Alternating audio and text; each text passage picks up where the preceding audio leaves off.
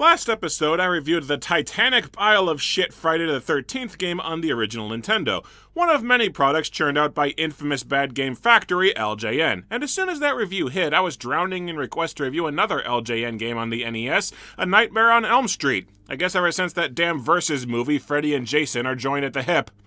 Nightmare on Elm Street is a horror film franchise about Freddy Krueger, a child murderer who got out of prison on a technicality, so a bunch of parents barbecued his ass. But dead he didn't, and he returns as a supernatural force that can haunt and control people's dreams, and if he kills you in your dreams, you die in real life. The only way to stop him is to decide that you're not afraid of him anymore. Or to bring him to the real world and kill him, or to bury his remains on holy ground, or to invoke the powers of a pagan dream guardian, or to free the ghost of his mom, or to kiss a girl and reject your repressed homosexuality. I think you get the point now. Nightmare on Elm Street is a wildly uneven series. The original is an absolute masterpiece. Parts 3 and 7 upped the ante with major themes and big ideas. Part 4, I think, is a well-executed fun ride, and the rest... divisive is probably the diplomatic way to put it. I know we're supposed to like Part 2 because it's about a teen struggling with his sexuality and its lead actor got screwed royal by Hollywood, but that movie was just boring as hell to me. Of course, I like the 2010 remake that fans refuse to acknowledge, so what do I know? Freddy is the kind of horror threat that's hard to write well. He's so catastrophically overpowered that he should wipe out all his victims with impunity, and it can feel like contrived writing that brings him down. Be it characters pulling new powers out of their asses, Freddy getting killed by things that didn't used to kill him, good old-fashioned Bond villain stupidity, or his mom just appearing for no reason to explain how to stop him. Bitch, he's been killing children for 6 years, and you only just now thought to bring this up? Freddy being OP isn't helped by how often the films go out of their way to kill off the last film's leads. Good thing these were made before internet nerd rage was a thing. At least the creative deaths and gorgeous practical effects are almost always a spectacle. This is dreamlike imagery, not that stupid shit from Erica.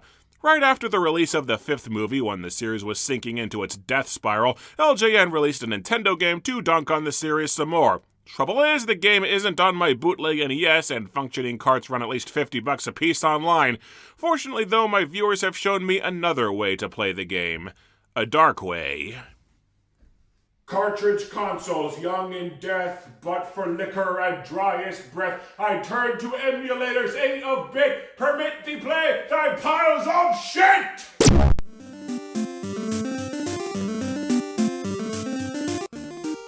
First huge improvement over Friday the 13th, the music in this game kicks ass!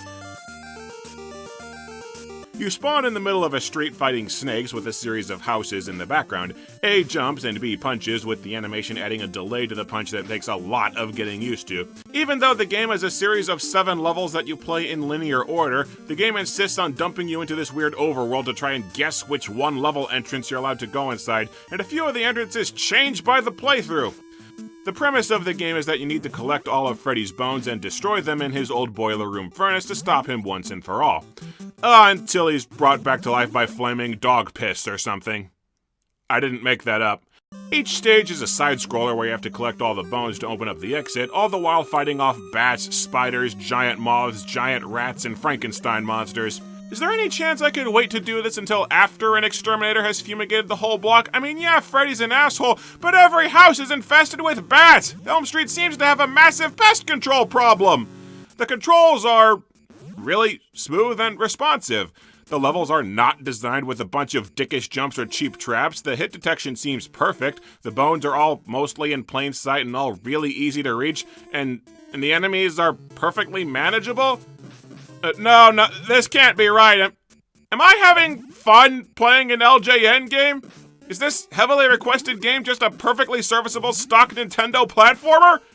Holy shit, it is! This is like an actual game instead of an interactive torture device!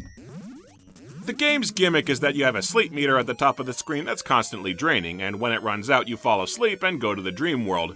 So the streets infested with Frankenstein monsters and rodents of unusual size was reality?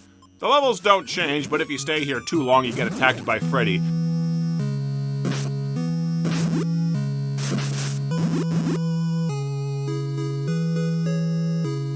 actually do a pretty good job building up dread with a foreboding rendition of Freddy's theme leading into the gloriously cornball and Mimi screen. Oh shit! Freddy's TM coming!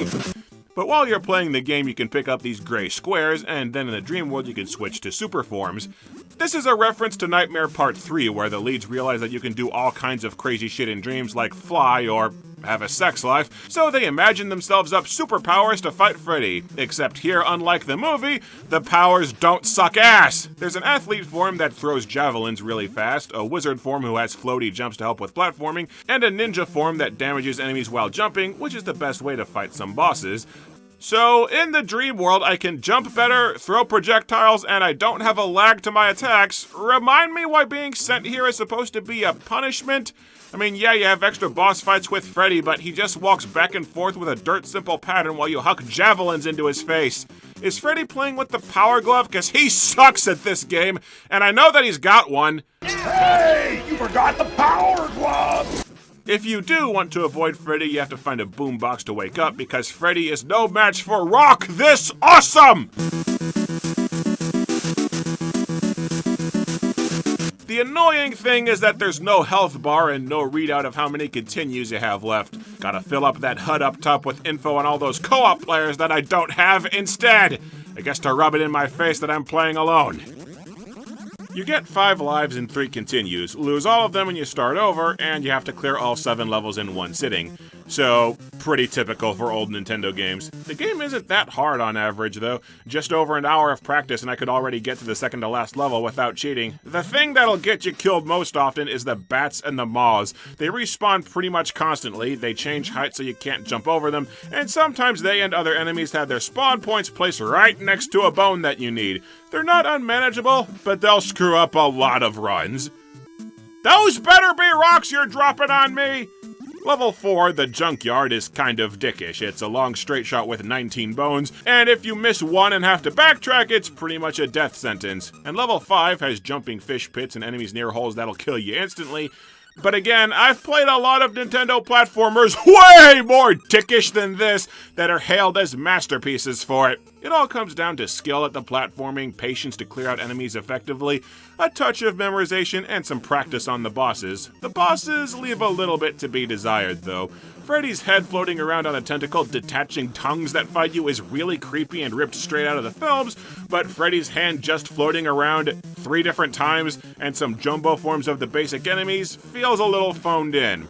Not as phoned in as when Freddy attacks you himself walking around half-heartedly swatting at the air, though.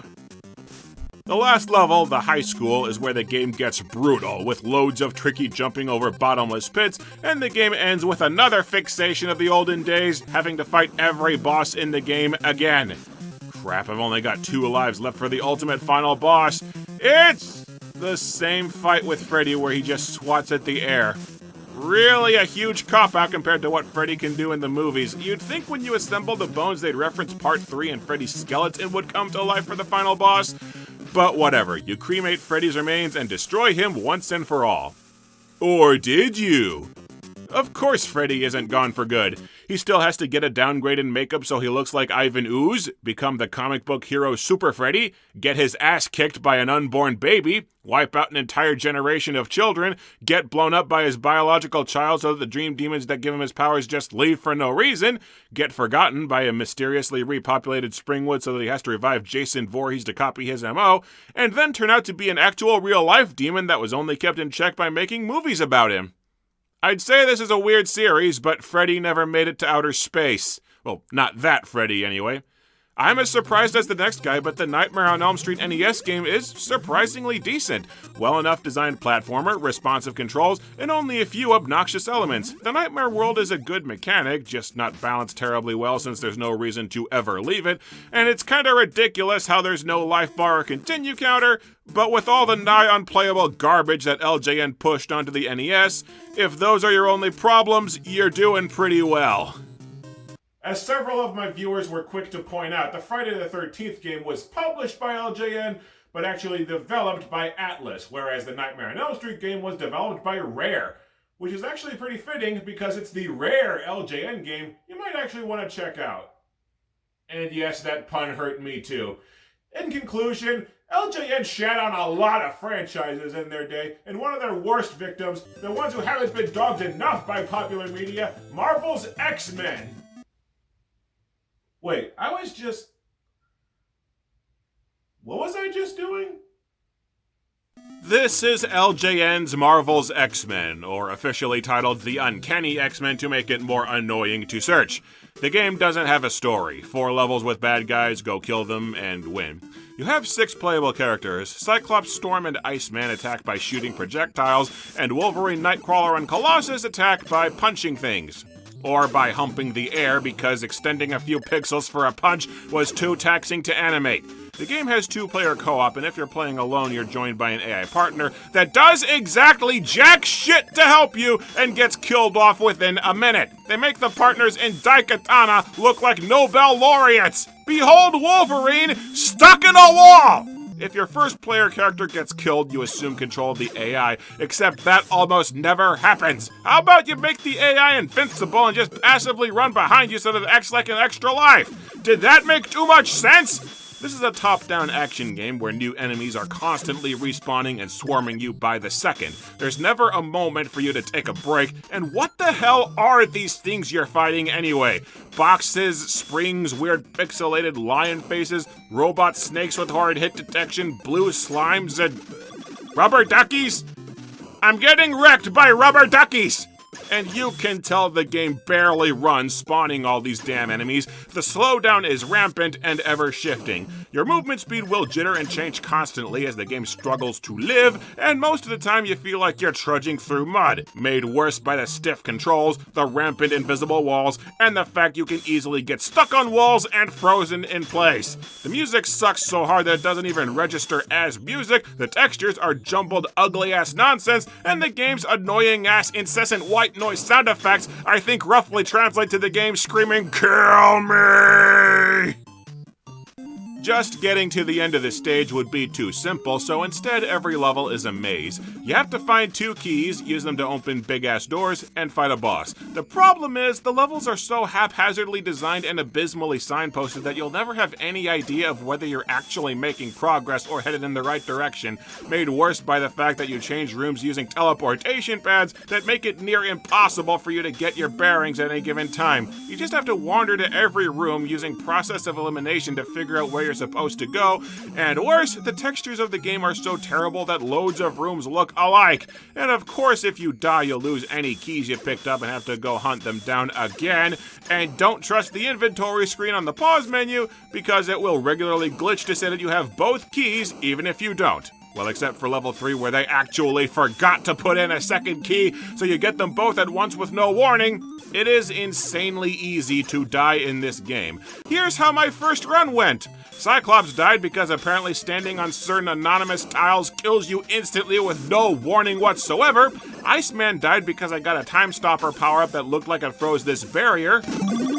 It did not. And Storm died because every time you take a hit, the game freezes you in place so enemies can easily stun lock and kill you before you can do anything about it. The worst part are these energy barriers that regularly dot every friggin' level.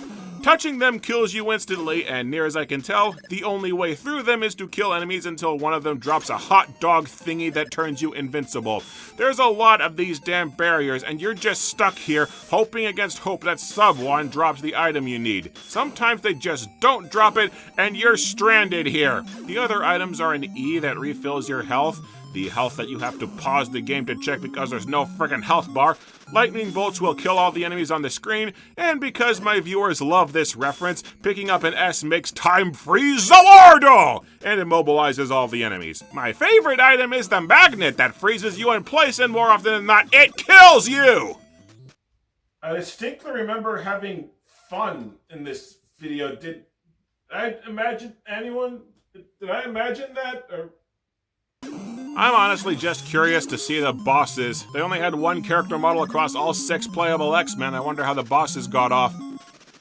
Where the hell is the boss? I got to the end of this stage and a time limit just appears and I have to escape like in Metroid and I win the level. There's supposed to be some boomerang boss dork. Did he just not feel like showing up?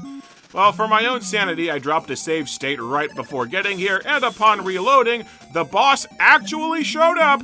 But you can completely ignore the boss and just book it for the exit and still win with absolutely zero consequences. Seriously! And guess what? Characters controlled by the AI that die in a level don't come back. So the useless AI eats all your extra lives away from you. I've heard there's a code to replenish dead characters between stages by going to the practice mission, except near as I can tell, the practice stage is just a death trap. It's 2 rooms with no exit near as I can tell, and any characters that go in seem to die and stay dead. What is the point of this thing? The second level, the subterranean whatever, is utterly massive. Everything looks the same, I have no idea what I'm doing, and a shitload of the floors hurt you. I'm hopelessly lost, I never have any idea what the hell killed me, and I can tell most of these paths loop into themselves and lead nowhere. The third stage, all the enemies are leaping spiders and springs, and the hit detection is virtually non-existent. You can barely land a hit on any of them.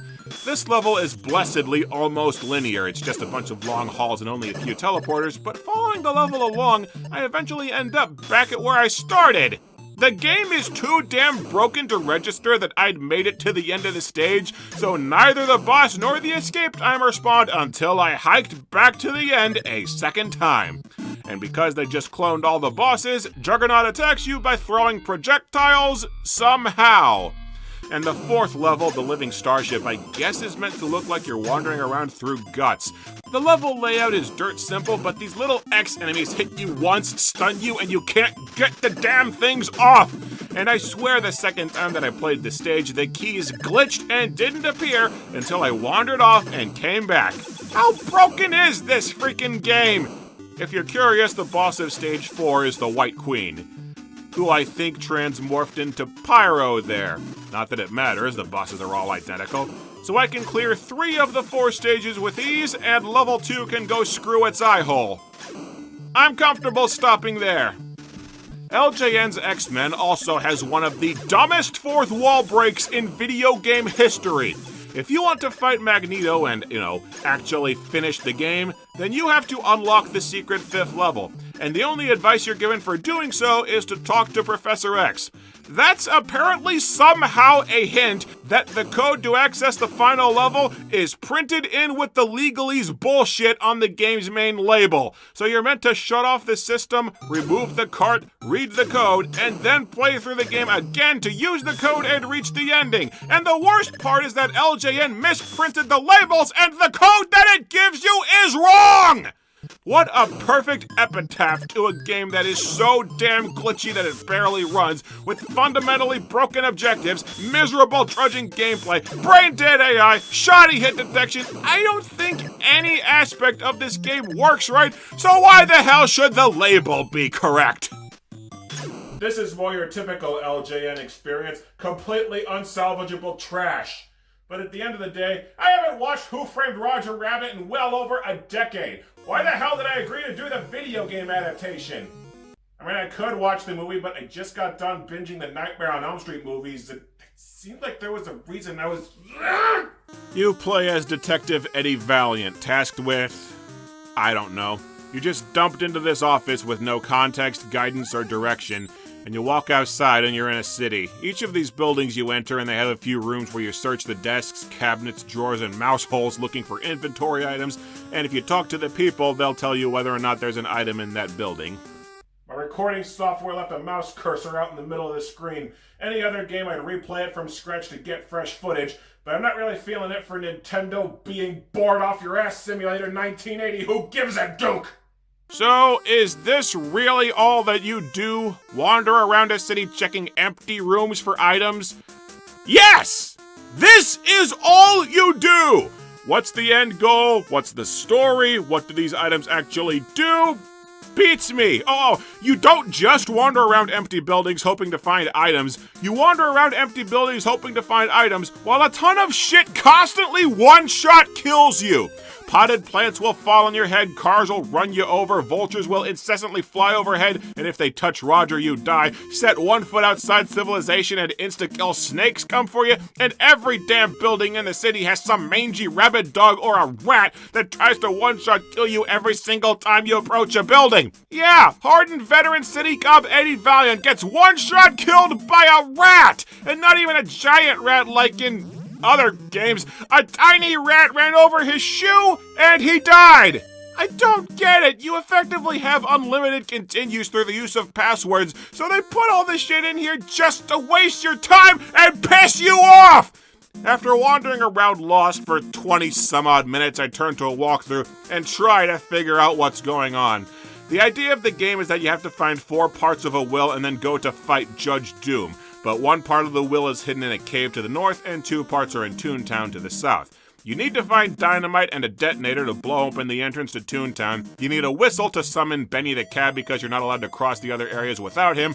You need flashlights, spring shoes, and rattles to get through the caves because rattles distract snakes, you see. And you need a baseball to get past the guard to the final boss. There are also a crapload of other items that it turns out are weapons of dubious usefulness, and you distract the rabid animals infesting the city by fishing out old rotten food out of trash cans. And without the instruction manual, you're just supposed to know all this somehow.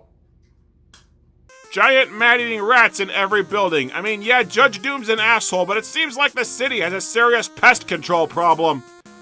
Wait, did I already... Knowing that there had to be some semblance of gameplay, you'll regularly be ambushed by weasels working for Doom. Some douchebag who tries to fistfight you outside a ton of buildings, and 2 dumbasses that will constantly chase you down in the overworld. If the Toon Patrol catches you, they'll start up a joke, and you have to pick the matching punchline or else die immediately. Why are you so mad? You think that's funny, you little shits? The answer is, it's all the rage. Yeah, these aren't so much jokes as riddles from Adam West's Batman. These guys would be easier to handle if the controls didn't blow ass. The only way to switch inventory items and equip your fist to fight is to hold select and press left and right. Not only do you have to take your hands off the controller and adjust your grip to do that, but you slowly cycle through your items one at a time while being punched in the face. And you have to hold select to change answers for the Toon Patrol, even though that makes no damn sense, and you're only given like 8 seconds or so to pick the correct answer. What dumbass programs a game like this? These are softballs to get right. Maybe if I pretend I'm beating up Cheezel T. Weasel from Food Fight, it'll be more fun. Hell, watching Food Fight would be more fun. So I start wandering around, dutifully searching all the buildings one by one in a slow, grueling, painfully tedious process. Every building looks exactly alike. Even game-critical buildings like the club, the store, and Judge Doom's Dread Fortress hideout look identical to every other building, and several buildings are locked, even though I never found a key and beat the game without going inside. I really should at least try to keep track of the places I've already searched, but I've heard the placement of every item is randomized to the point items can spawn in buildings that you've already checked. Eventually I die, because of course, and at least the passwords work right because I checked my inventory and I still have all my stuff. Where the hell did I get the spring shoes? Did the password just glitch that into my inventory? Because I'm pretty sure I didn't have those. I get a piece of the will by tediously exploring the north while being savaged by insta-kill snakes, and exploring the caves burns through your inventory like crazy because apparently Eddie throws away flashlights and whistles after using each exactly 1 time. I look out and find dynamite at the store, and hey, I've got all the game-critical items except the baseball and the rest of the will. I'm not doing too bad. Not until I die again, continue with a password, and now my dynamite's gone! Crap! I swear the game must be as sick of running as I am of playing it, because this time continuing with a password just happens to glitch the password item into my inventory, and you need that to visit Jessica Rabbit. And if you drop a rose in front of her, she'll flat out tell you where the will's pieces are hidden. It's like the game is trying to apologize for all the wasted time. Toontown is a hellhole. Almost every room you need to search has an enemy in it. You can't punch out the enemies because they're all disembodied shoes and vultures crapping bombs on you. Almost nobody tells you whether or not there's an item in a given building, and most of the items you find are useless-ass custard pies and cigars. But you have to do it. You have to explore every single shit in the house because you need to find a baseball to get past the guard outside Doom's hideout because apparently my crowbars, bombs, dynamite portal pitfall holes, and friggin' revolver pistols are all completely useless trying to get past one brain-dead weasel with a bat! Judge Doom apparently has a reputation for being one of the hardest bosses in video game history, and trust me, it ain't for any daring skill or cunning strategy. None of your items damage him. You have to take him with fists, and even fully charged super punches only knock off a few pixels of his health at once. You can barely move, and your punches don't stagger him while he's attacking, so the fight entails a ton of luck, hoping that he doesn't hit you back when you go to deck him, cause you take damage at least 6 times faster than he does. I've heard there's a glitch where uber precise timing on the buttons lets you super punch continuously, or you could just abuse the crap out of save states like I did. And the best part is, to finish Doom off, you have to grab this dip gun that starts jizzing all over the place and shoot him with it. But if you're standing in the wrong spot, the gun hangs on some invisible obstacle, you die, and then you have to repeat that long-ass boss fight all over again. You gotta love how Eddie apparently just leaves Roger and Jessica tied up there because it cuts to the end without showing them freed. Hooray, you killed the guy you knew nothing about and saved the people you knew nothing about from stuff, I guess. Crap in a hat, this game sucks! And you'll never guess who made this diarrhea waterfall. Rare. Yeah, the guys who defined the Nintendo 64 used to work for one of the worst publishers ever and made one of the worst games I've ever seen. Back in the day, Rare even made an adaptation of A Nightmare on Elm Street. Speaking of, I got a lot of requests for that Elm Street game. I thought I was going to do that. Instead, The graphics look fine, but they really could have done with some more color. The same awful music loop repeats over and over. Why is there a jump button when there's literally never a place to jump? Which is weird, since fighting Freddy directly, never ever works in the movie. I've heard Nightcrawler can go through walls at the cost of a ton of his health. What loser do you think manned the tip line on that number for years before it became a sex hotline? Sometimes enemies take extra hits to kill for no apparent reason. How the hell did they misspell Abel? So boring that Death Stranding sounds interesting. Some cryptic bizarre reality family and shit. Took a bucket of the liquid stone stuff and went constantly take permanent damage.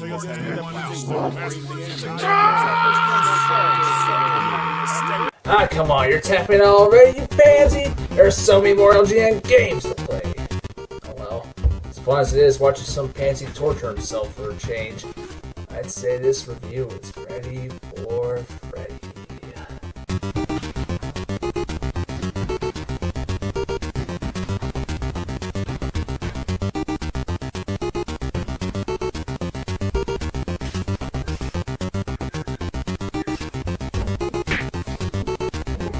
Sorry to say, I think this review's gonna be divisive. Any last words, bitch?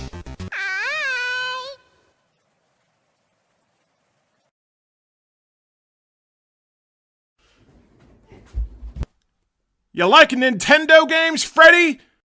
One of my favorites as a kid was Kirby's Adventure. Kirby returns peaceful sleep to the world by killing a nightmare demon that make you piss yourself! Sounds like all talk and no play at me. 4 little marshmallows are nothing for the dream, master. Oh, jeez. this is Kirby's Dreamland, bitch! Oh, God. I sure hope Jason doesn't see this.